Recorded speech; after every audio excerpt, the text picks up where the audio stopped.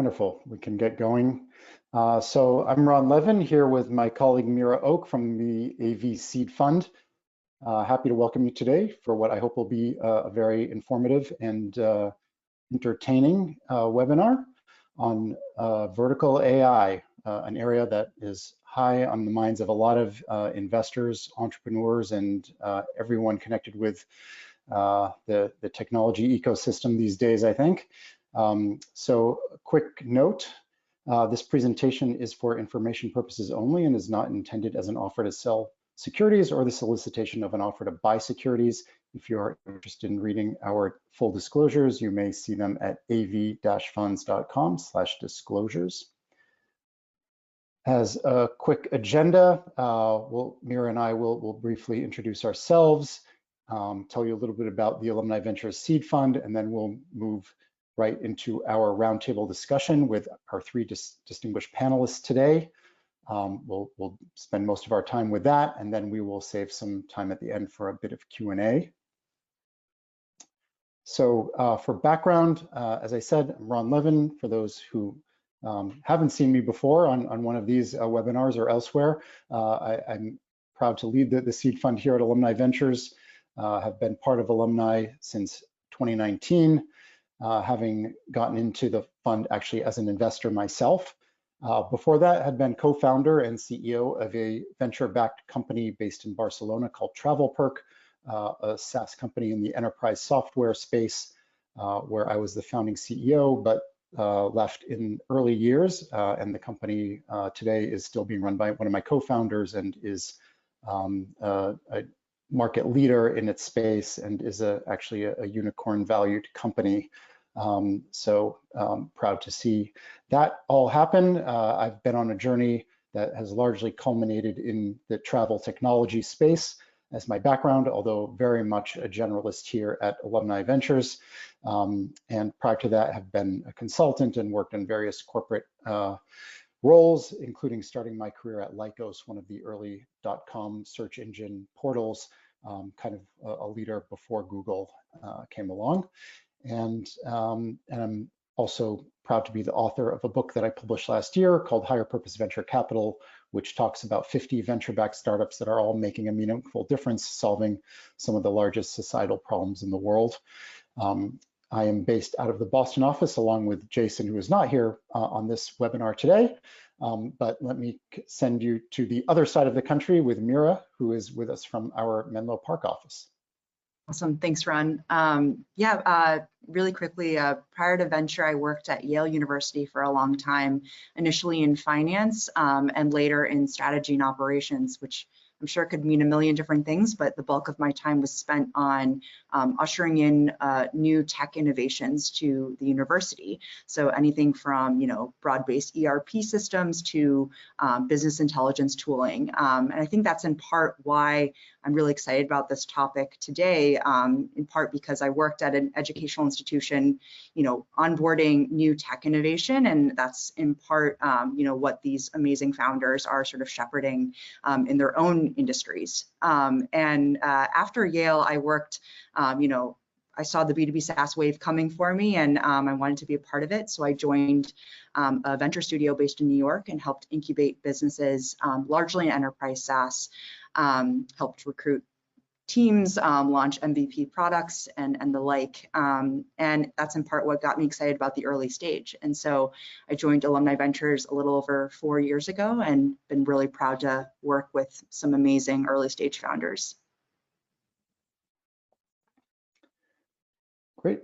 So if this is new for you in terms of who Alumni Ventures is, I won't go into this for too long, but over 10,000 individuals, I think it's close to 11,000 maybe, investors that are investing with us. Alumni Ventures is working on democratizing the asset class, meaning making the venture capital asset investable for individual accredited investors.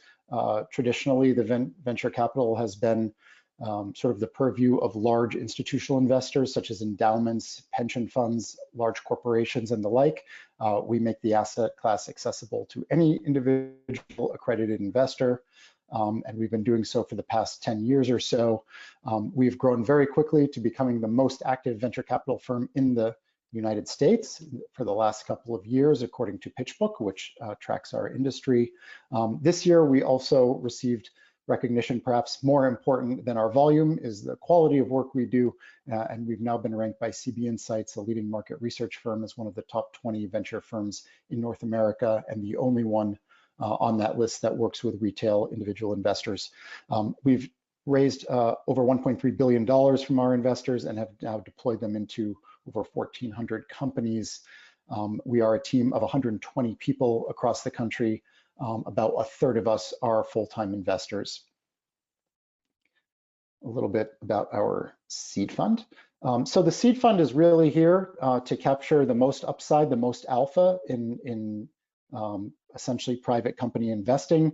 We typically invest in pre-seed and seed rounds, which means when the opportunity for upside is the greatest, we get in at the lowest valuations on very early stage companies that are not yet fully proven or fully scaled, but they have a lot of promise. We look for great founding teams with markets that are large, that are being addressed, with competitive moats that we believe will make the companies highly defensible, and always co-investing alongside other leading venture capital firms. Our purpose is to build a well-diversified portfolio within our asset class of early stage venture investing. This is an asset that tends to produce significant returns compared to other forms of traditional investing, at least based on historical performance. And that's why we believe so highly in this pre-seed and seed stage of investment. It's very important, however, that we build a well-diversified portfolio. Returns in this business are made from a concept that we refer to as the power law, where several investments out of a large portfolio will essentially generate the returns for the entire fund. Many companies will not succeed, unfortunately, but the few that do have a tendency to produce outsized returns, at least based on what we've seen from the past. We do diversify by sector as well as by region as well. Our current seed fund 8, will invest in 35 to 55 companies over the next 12 to 18 months. Again, diversified not just by sector and geography, but also by the leading investors that we follow. We also work to reserve pro rata rights and reserve about 25% of the fund for follow-ons, in which we can deploy additional capital into our highest performing companies. Our minimum investment for the fund is $25,000. More details are available, and we will follow up with the slides and recording of this presentation if you are attending, or even if you have just registered, and there will be more details included on that. So let me turn it over now to Mira. I will drop off to save room for our panelists at this point. But thank you for joining us, and I'll let Mira take it from here. Thanks, Ron. Yeah, and before we, bring on our panelists to screen, we thought it might be helpful to just shed some light on vertical AI, as to Ron's points, become a really important area of investment for Alumni Ventures and the seed fund in particular. And yeah, just zooming out, in the early 2010s, Alumni Ventures in particular witnessed and actively took part in the rise of vertical SaaS. And we saw how companies could disrupt incumbents, they could streamline industries and scale into profitable and enduring businesses. And while, the top 20, US vertical SaaS companies are now valued at over, 300 billion today. Over 10 years ago, startups like, Toast and Procore, they were often underestimated. And their success, coupled with the advancements of AI, has now given rise to an even greater opportunity in vertical AI, which is what brings us to our conversation today. And just to be quick on what vertical AI is, vertical AI leverages large language models, or LLMs, and generative AI to address high-cost, repetitive, language-based tasks in industries like legal, healthcare, finance, and more, areas that traditional vertical SaaS couldn't fully penetrate. And these AI-first applications automate specialized workflows. They offer sort of unprecedented value and market potential that was previously inaccessible. The vertical AI stack spans 3 layers. It's foundational AI models like OpenAI, plus infrastructure tools like Scale AI and Databricks, and then tailored applications solving real-world challenges with precision. And this architecture empowers startups to take on these entrenched vertical SaaS incumbents in this pretty rapidly evolving landscape. Finally, as vertical AI emerges as the next frontier, we really believe that industry leaders must integrate AI into their offerings in order to stay competitive with new companies that are driving sort of this new era of innovation. So with that, I would love to invite our panelists on screen. Randy Zhao, CEO of OnWish, Arvind Sujith, CEO of Billables AI, and Catherine Liu, the CEO of Essential. Everyone, wonderful. Thank you so much for being here. I'm really, really excited about this conversation. I thought it might be helpful if each of you sort of gave a brief introduction about yourself and maybe a couple sentences on what you're building, just to sort of prime our audience a little bit. Arvind, you're literally first on my screen, so I'm going to start with you, and maybe we can take it from there. Sounds great. Thanks, Mira, and thanks, everyone. Really excited to be here, and thanks for having me. So I'm Arvind. My background is in engineering. Before the current company, I was the VP of engineering at a company called Salmonova Systems that was building hardware and software for generative AI. So everything from chips all the way to applications and training our own models and MLOps layers. And before that, I was the co-founder and CTO of a small fintech startup called Minds.io that was using AI and ML to credit score consumers in emerging markets and distribute microloans directly to them. And I did my PhD at Stanford, combination of computer systems, machine learning. So really quick on Billables. Billables, our first product attempts to automate the time tracking and billing aspect of professional services. And we're starting with lawyers and the legal field. Essentially, we're trying to completely automatically generate a first draft of a client bill. So if someone's going about their day, working on documents, taking phone calls, doing research on the web, today they have to manually track all of those things at 6-minute increments. And our goal is to completely automate that so that they can really easily review it and send it to a client and not spend so much of their time, on all this kind of painful time tracking and billing process that they do today. And longer term, we believe there's a huge opportunity to leverage generative AI to automate lots of these different back office kind of operational workflow, administrative tasks that go into professional services that are largely overhead today, that are just kind of non-billable time that detracts from the actual work that people like to do. Wonderful. Thanks so much for that. Randy, do you want to go next? Oh, yeah. Thank you, Mira. Yeah, nice to be here today. Yeah, nice to be here today, and thank you. I'm Randy Zhao. I'm the founder of the OnWish. I have a tech background. Got my PhD at Carnegie Mellon back to 2019, and then after that, I have some interdisciplinary background. I have ever been a consultant at Bain. And then I went to as a PE investor and a VC investor, respectively in IDG Capital as well as 5Y Capital. And that is the reason why in the past 5 years, I was mainly working on the market research. And on which we try to develop the next generation of AI-powered platform for market research. There are 3 characteristics for we solve this kind of problem. The first one, comparing to the ChatGPT, when you're doing the market research, we are not only giving you the citation, but we can directly give you the original snippet. Because when you're doing the market research, no one can really prevent. There's no hallucinations of the model. So we solve this problem, try to allow our users can be quickly to identify if there's any errors. So this is the first characteristic. The second one is we develop our proactive agents instead of reactive agents. Because when you receive there are so many information load in the market research, and you didn't know where you put your focus on, and our agent help you to filter out all those kind of noise. So this is the second characteristic. And the last characteristic is we try to fuse those kind of different type of information together and provide you that streamline based on across the time as well as across the peers. You can easily to compare those kind of information, because the insights is normally from the delta instead from static. So yeah, hope we can discuss more. Yeah, thank you. No, definitely. Thank you so much for that. And last but not least, Catherine, do you want to introduce yourself? Yeah, absolutely. Great to be here, and thanks for having me, Mira. So I'm currently the founder and CEO of Essential, but perhaps some of you even in attendance may know that I was actually at Alumni Ventures for close to 6 years prior to this, and working with Mira and Ron and the early stage seed fund team on making pre-seed and seed investments primarily.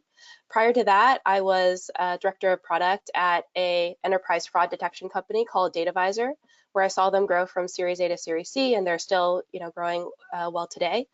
And before DataVisor, I co-founded a retail analytics company. The goal is to help brick and mortar retailers with more advanced analytics that are more traditionally found in online channels. And we got an early acquisition offer from Palantir, which we took. So I spent time there on the commercial side of their business and built out a product that's still in use today called Monocle, or Data Lineage. And yeah, before that, I graduated from Stanford with a bachelor's and master's in computer science. And a little bit about Essential, we'll go into it more, I'm sure, soon. We help commercial contractor businesses. So contractor businesses are the skilled trades like plumbing, HVAC, roofing, and so on. The first market we're going after is actually fire and life safety. So businesses that help install fire alarm systems or extinguishers or fire sprinklers. Can talk a little bit more about why we went into that, but we're an all-in-one smart platform for the operations for these businesses. Awesome. Thank you all for that introduction. I'm going to start pretty broad, because I think, one thing that I think, upon observing the vertical SaaS revolution, the initial sort of hesitancy, 10 years ago was that, are these markets too small when you think about some of these verticals? And so, and I'm not saying, and I think a lot of that has been debunked, I think, but I guess an interesting question in my mind would be, why did you believe that the market that you're going after is both big enough and underserved by sort of the existing software solutions? And maybe Arvind, I can start with you. Yeah, and I think that's certainly a question we heard a lot from investors as we were raising our round of, is this problem really big enough? And for us, I think it was a combination of conviction in the value of the problem that we were solving. We thought individual attorneys, individual professional service providers would pay a fair amount to have this problem solved. It was what they always described to us as one of their biggest pain points, and many people said it was the bane of their existence. So we knew there was a hook there. And then you combine that initial wedge with a belief that there was so much more opportunity, that you could leverage that initial kind of data set, the initial infrastructure you build and foundation you build, to go after these other kind of related or adjacent problems, other operational workflow problems that go into running a professional services firm. And then looking at just sort of the breadth of the horizontals, right? It's not just lawyers, but you can also go into accountants, consultants. Lots of people have this sort of shared pain point. So it was a combination of convincing ourselves that the wedge was big enough because it was valuable enough to at least, make a reasonably sized business. And then the kind of possibilities from there were pretty wide open, and that's what really excited us. Yeah, no, that's really interesting. The wedge and then into the horizontal is something that we've seen a bit of. Yeah, Catherine, curious to hear your take here. Yeah, actually, there's some interesting parallels, because the broader market of commercial trades is massive in terms of all the spend across all of the skilled trades. But when you really zone into fire life safety, there were some questions around, is this a big enough initial beachhead market to support kind of our initial go-to-market and so on? And actually, we basically did two things. We did a bottoms-up analysis. So every commercial and multifamily home requires a number of fire safety systems, like you need your alarm, your extinguishers, and so on, a sprinkler if you're in a restaurant. And it ended up actually being a quite meaningful market size. And then the second thing was there are other competitors in this space. They come from 10 plus years ago. So you can kind of imagine the types of interfaces and workflows that they support, but they do make meaningful revenue. And one of the largest ones, they raised about $100 million. So, there are some proof points in the market too that support a large opportunity, even within the initial beachhead market. Randy, any thoughts here? Yeah. Actually, if we lay out and order the industries by the salary per person, you will find like the finance and also the law and also the healthcare, maybe the top several. And we think that this time's AI is, we cannot say it's replace human. However, it will be save some of like your human labors. So you will see like, do we really need 1 million people doing the trading? I don't think so. And so that's why if you see, and our goal is just for like maybe family, like a family office, or from even large like Citadel or Millenniums, they can really reduce like their labor cost for a lot, because the salary is a huge amount. So this is from the cost saving perspective. And the second one is why they're really like a lawyer or healthcare or the investor, why their salary pretty high. You would think about it this way. The reason why is so they can pick up a really good perspective. Other people cannot see it, right? So which is is an idea generation. So most likely that since AI can give you a 360 degree of like this kind of world, which can help you to generate no matter the quality, but as well as the velocity of the ideas much quicker than the human, because it's not almost everything. So that's why we can replace those kind of like a new perspective. It can be like automatically generate. So this is from like a revenue generation. So from both cost saving and revenue generation perspective, it is really a large market. Yeah. Yeah, and I feel like each of your answers sort of touched on this sort of visceral like pain point that you sort of observed, and also the wedge that sort of enables a roadmap ahead. But before we get to the roadmap, I really wanted to sort of hone in on sort of a bit of the product perspective, because I think, yeah, the beauty of like sort of vertical specific solutions is that you really can tailor them to the end user in mind. But on the same token, this is a different type of buyer, you could argue, a different type of user. Maybe that one isn't, sort of your typical sort of product end user. And so I'd love to hear, how did you go about sort of designing this product to ensure that it could be easily adopted by the user? Maybe, yeah, Catherine, can I pick on you first? Yeah, absolutely. So I had an interesting connection to this problem, and that my parents actually own, and they have owned a business in this space for over 10 years, specifically this fire alarm and security alarm system for commercial buildings. And it actually, the way I stumbled into this problem was my dad started having issues keeping up with the work as they've grown their business over the years, and he wanted my help to look at the software solutions or other better solutions out there to improve his operations. And so it was through that lens that we started looking at software, and through the lens of also, my parents they're smart, but they're not the most sort of cutting edge in terms of technology, so on. It's good to have something that is easy to use and implement, and same with kind of the technicians and the back office that they have on staff. And through kind of that lens, when we looked at a bunch of software solutions and also talked to other businesses too to see what they would recommend, just found that the solutions on the market today are, they are very difficult to use. There are a lot of kind of workflow issues. There are even some technical bug issues in terms of bugginess and so on. And they're also, again, like very dated from 10 plus years ago. It seemed like they were created without a designer on the team, as just an example. So really with that in mind, kind of felt like there was the ability to create something better, obviously from kind of just solving that UX problem, but then with also just the advent of LLMs and thinking about what technology can do now, we can really reimagine a lot of these workflows to go from you can always rethink, okay, this 15-click workflow, you can get it down to 5, but how about we get it down to literally 1, or just it's recommended and you click a button. That's what we're really rethinking with a lot of the workflows that we see in the back office, which is just so repetitive and leads to a lot of employee turnover because the work is not very stimulating or meaningful. Actually, I've heard that from other businesses as well. So really trying to take all that feedback together and just reimagine what the best product we could make is in 2024. Super interesting about the retention bit. Yeah, that's really fascinating. Randy, would love to hear sort of how you've created delightful products for your customers. Yeah, sure. So what we see that we identify the biggest opportunity for this time's generative AI is not is a job to be done instead of like a task to be done, because a SaaS, software as a service, which is a task to be done, like a logic that it can provide you and the tools, and human can complete with this kind of tools, and you charge for efficiency. So this is the logic of the SaaS. However, what we really appreciate is generative AI can help you to finish and close the loop, can directly deliver the end result. So this is the reason why we developed an agent to tailoring to each different kind of job to be done. So job to be done, they have a smallest unit.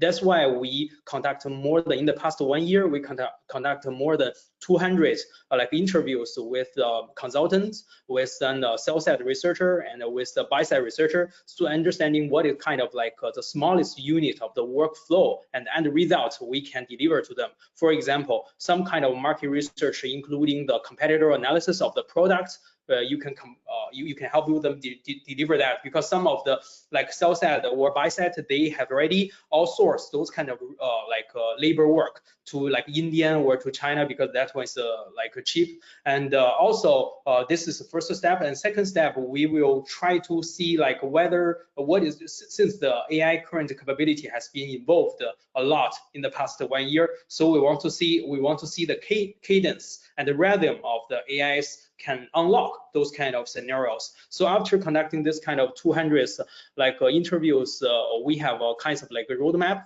which we design like around more than 50 use cases, and we divide them into 5 stages. And that 5 stages we use it defined by the OpenAI, start from like a chatbot until to the like organizational AI. So I think that's maybe currently more than 40% of the use case can be unlocked. So for us, we were doing both kind of like a bottom up and a top down approach. Top down, as I said, like we were normally to see like which kind of AI can unlock, and bottom up is we see, okay, currently we mainly focus on 2 capabilities. The first capability is like the perplexity. We can synthesize all the information together for you, because the most key pain points for our target user is information overload. So the information synthesis is our focus one. The second one is comparison, because I mentioned that before. The alpha is most likely is not from a static, but it's from like dynamic. You compare different kind of peers or across the time. So that's the second functionality of our products is mainly about like a comparison. So this is our 2 focus. Yeah. Got it. I know it sounds like from across both of you, like user feedback was so critical to sort of informing those sort of next sequences. Yeah, Arvin, anything to add here? Yeah, I mean, I think for us it was just so important, because we're relative outsiders to the legal space. We come from more of like a technical engineering background or design and kind of productivity tool background. And so a lot of parallels actually with Catherine's story. The way that I got into this is my wife is a lawyer, a partner at a law firm in San Francisco, and this was her biggest pain point. So like that was just so valuable in the early days as we were building the first prototypes and the first version of the product, having a user who will be both brutally honest, but also give like 24/7 feedback as she was trying to use the product. And really, the question was, is this actually solving the problem for you? And what can be better? And then we really leaned a lot on design partners in the early stage of the company. Spent a lot of time with our design partners, really grateful that they were willing to spend the time with us. And honestly, that was one of the things that kind of clued us in that we were on the right track. It was like already with kind of a half-baked product, they were willing to spend a lot of time with us, giving us that feedback, telling us, what their wishes would be, what they would like to see differently. And we try to get design partners and users across different practice areas, different kind of workflows, people that had different ways of tracking their time today, to try to get a pretty broad view of like, is this going to work for enough folks, right, in this field? And that was just super valuable and kind of essential to getting the product to where it is today. That's super. Yeah, thank you so much for sharing that. I think this sort of segues nicely into the next area that I wanted to touch on, which was sales and go-to-market. I think, just in speaking with each of you, I know how sort of nuanced I'll use that word, nuanced, in terms of your go-to-market strategy, and how it, at least in my mind, it really does differ from sort of traditional enterprise software sales. But I would love to hear, do you believe it does? And then, how have existing or prospective customers responded to the idea of, adopting this new AI-powered solution? I already heard sort of inklings of sort of interest, but I'm just curious how big of a hurdle that was for each of you. So maybe, Randy, maybe I can start with you on that, just sort of a little bit on your go-to-market, and then sort of what the adoption has sort of felt like. Sure, yeah.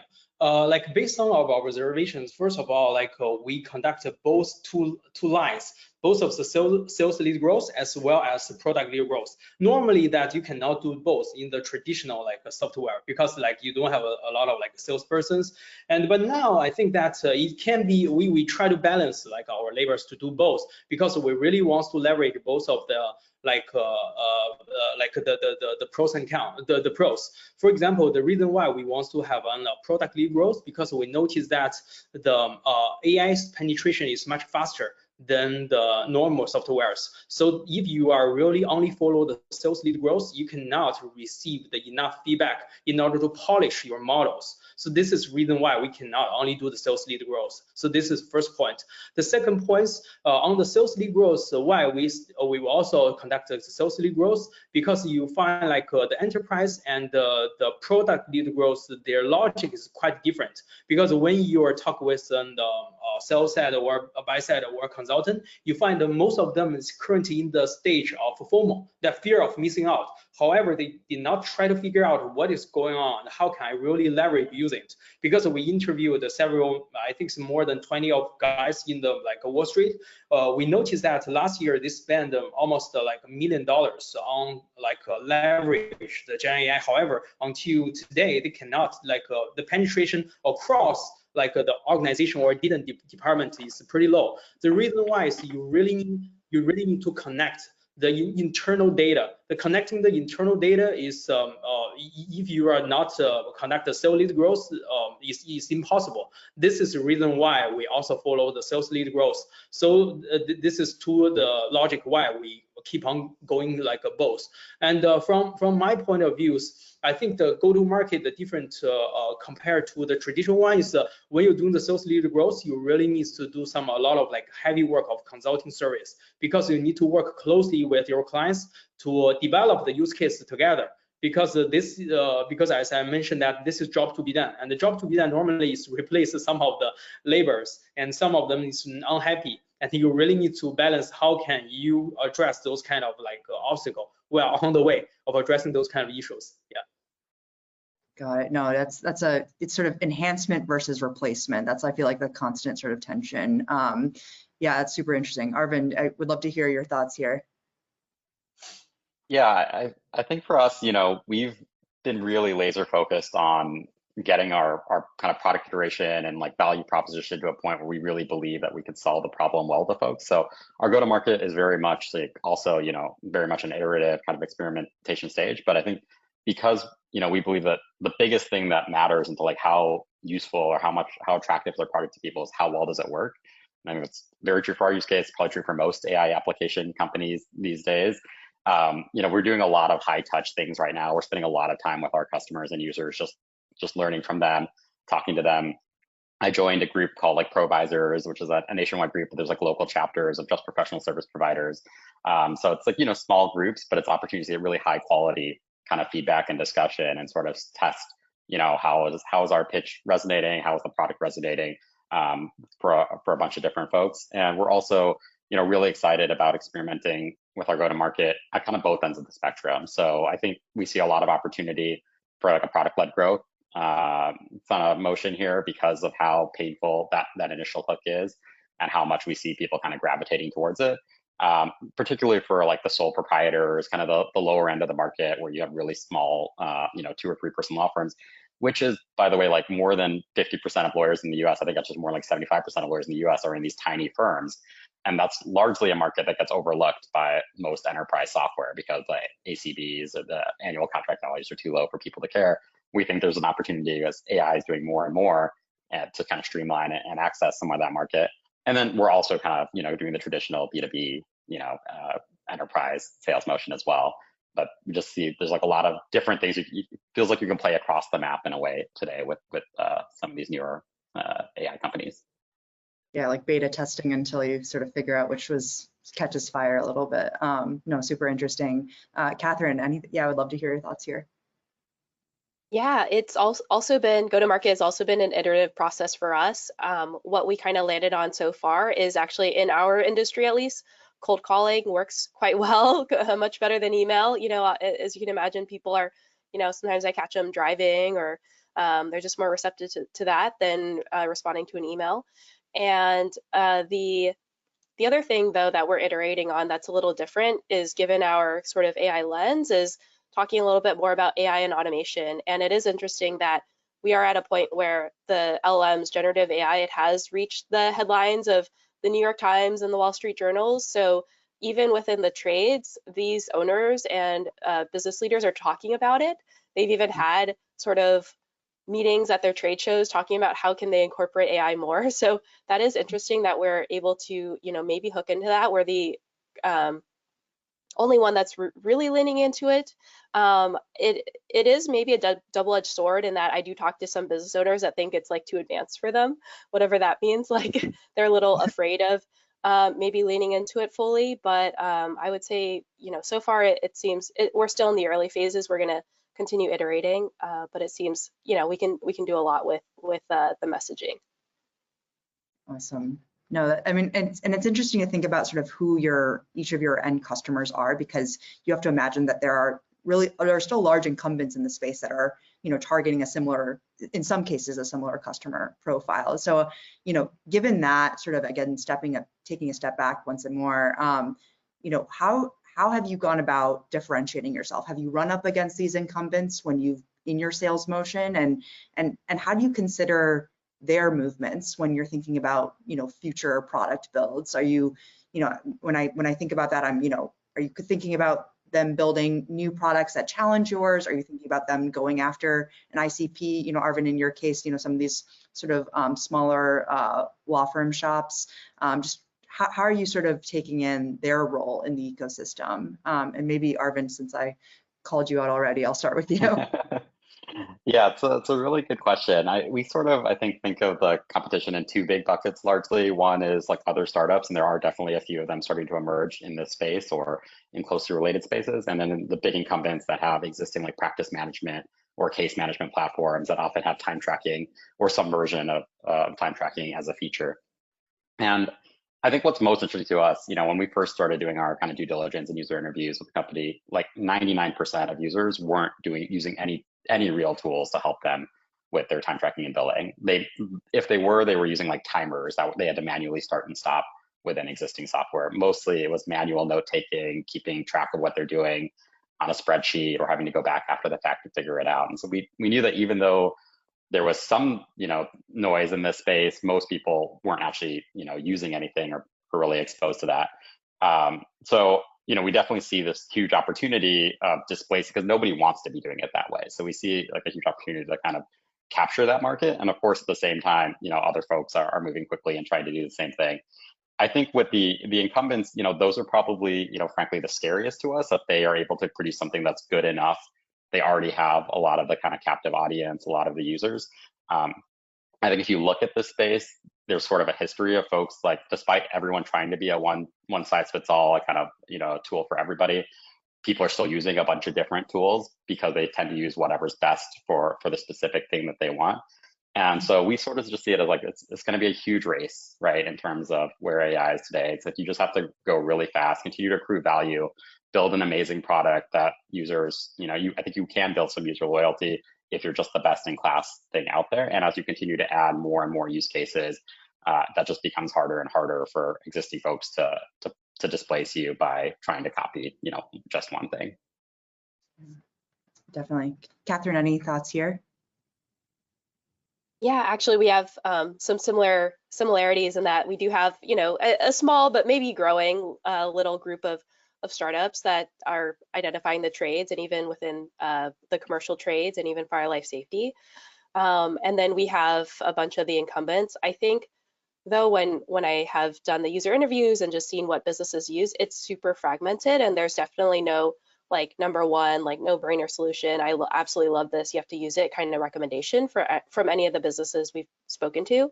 So I think our biggest, what keeps us up at night is really just, are we able to deliver a great product that actually kind of solves the user pain points? And so, even though we do have sort of competitors, we kind of feel like our number one is really kind of that product execution. And then we'll think about the sort of go to market against kind of the noisy competitive space. But we do feel like if we're able to get that kind of differentiated product down, that really works well. That will serve us well in this pretty fragmented market. Yeah, it's like positioning you well for any moves down the road anyway. Right. It's kind of like a necessary, yes, a necessary step. Yeah, right. Randy, anything to add here? Yeah, actually, in my space, it's pretty pretty crowded. You will see Brightwave, Rocker Data, and also the incumbent is like AlphaSense. We have 3 criteria in order to handle those competitions. The first one is we believe that some of the features can only the toppest the engineering guy can handle it, because you find the incumbent usually they move pretty slow. For example, AlphaSense, they only currently have a smart search, a smart summary. This ones you can very quickly to develop if in a small company. Those kind of feature is not our target, because it's pretty easy, and even an AI wrapper can't have those kind of features. So we only pick up the features where we really need to polish your own models, which has a depth of the tech. So this is my first criteria. And the second criteria is we will try to identify the share of wallets, what is category of our clients, especially when doing the sales leads. We want to see, okay, what is your old,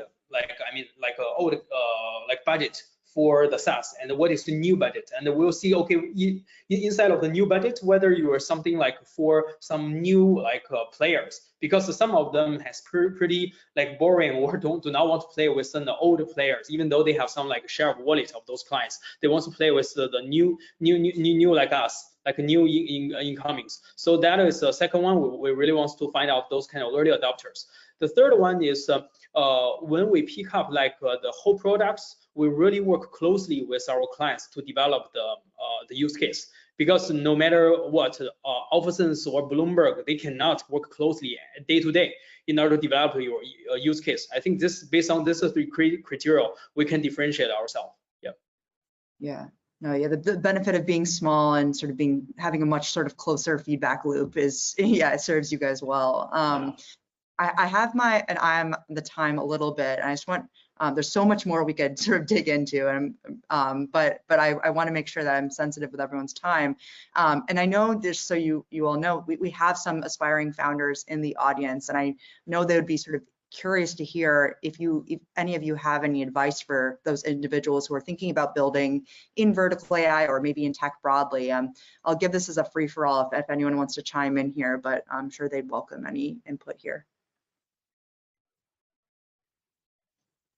I'm happy to add, just from for any prospective founders where they are not even sort of sure where to go down in terms of their idea. I think it is really interesting to, thinking back, I could have maybe started building this space sooner because my parents have been in this space for so long, and now vertical AI and vertical SaaS is such a proven market. They're a company called Service Titan. They mostly service residential contractors. They just filed their S1. They're going to go public. They have over 700 million in ARR, growing over 20% year over year. There are some really, interesting kind of vertical markets that we've never maybe thought about. So if you have any friends or family that especially if they're kind of outside tech, just kind of ask them like what they do for work. And it's really interesting that all of the interfaces and custom software and current software on the market that's still being sold today that just looks like it's from 20 years ago. It's really incredible. I think there can be a lot of opportunity in markets that maybe outside of tech that we potentially haven't heard of before. Definitely. I think my advice would be to prioritize who you work with as much as you can. Really do your best to surround yourself by amazing people, like go out to events, conferences, just places where you can meet and build those connections. I think I've been really fortunate and feel really grateful that I've been able to work with amazing people at previous companies. And I feel like that both showed, it helps inspire you to like what's actually possible. And then also kind of teaches you how to do it. And then when you decide to go make the leap and start your own company, that group is the ones that are going to be your champions. They'll be your advisors. They'll help you make those connections with investors. So it's like having that foundation is an amazing launchpad. Awesome. Yep. Oh, my advice is just pick up the verticals actually where you really have a passion on. And also you want to like make friends with a guy who work in this kind of verticals, because you need to dealing with a lot of like difficulties, and also you need to communicate with those kind of guys. So I think that's pick up where you really have a passion is most important things. Wonderful. All strong words of wisdom here. No, thank you all so much for this time. I know I really appreciate it, and I know our community did too. With that, I'll ask you all to sort of go off video and mute, and I can sort of wrap things up for us. Yep. Thank you, Mira. Wonderful. Thank you again for that insightful conversation. We really appreciate you all joining us and for that interesting discussion. I think highlighting founder stories and the reasons why we ultimately became excited to back them is one of the greatest privileges. But with that, I know we're already at the time, and so if you have any additional questions on AV Seed or on this content in particular, please don't hesitate to reach out. Thank you again for attending, and have a great rest of your afternoon.